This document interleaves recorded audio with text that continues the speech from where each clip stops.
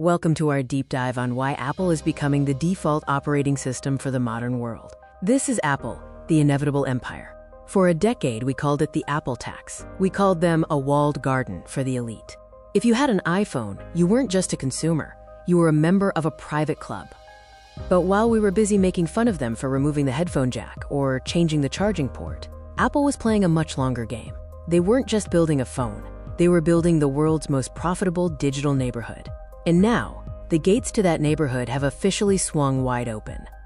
With 2.5 billion active devices and a new suite of budget-friendly hardware that actually packs flagship power, the narrative has shifted. Apple isn't just winning, they are becoming the default operating system for the modern world. Next, let's talk about why they deserve this success, starting with the courage of stubbornness. Apple doesn't bow. When they removed the headphone jack, the world laughed. When they introduced the notch, the tech analysts screamed. But Apple's stubbornness is actually their greatest product feature: consistency. As a user, that gives you something rare in tech: predictability. You know your workflow won't be beta tested into oblivion next year. Samsung and Windows manufacturers pivot based on trends. Apple pivots the world toward their decisions. That's not arrogance, that's brand stability. Now for the masterstroke, the pivot to the masses. Apple realized that as the global middle class expands, especially in India, Southeast Asia, and Latin America, lifestyle aspirations are changing. People don't want a cheap computer anymore. They want an Apple computer they can finally afford. Enter the MacBook Neo. At $599, powered by a variant of the A18 Pro chip, Apple has effectively killed the entry-level Windows market. Why would a student buy a plastic Windows laptop with 4 hours of battery life when they can get 18 hours of battery and the status of macOS for the same price? In 2025, Apple officially became the #1 smartphone maker on Earth by volume.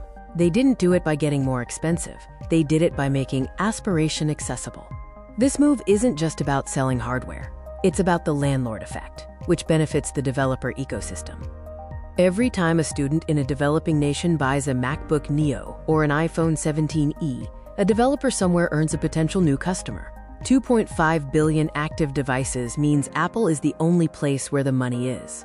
Apple's services revenue topped $100 billion in 2025. They've built the infrastructure, invited the masses in, and now they just sit back and collect the rent. Now for the final phase, the inevitable eclipse. Windows is currently struggling with fragmentation and tacked-on AI integration. Samsung is being squeezed between Apple's prestige and Chinese OEMs' pricing. Meanwhile, Apple is doing something no one else can: vertical integration for the billions. They design the chip, the OS, the hardware, and the App Store. When you control the whole stack, you provide a standard of living. In conclusion, Apple didn't win by being the, quote, friendliest company.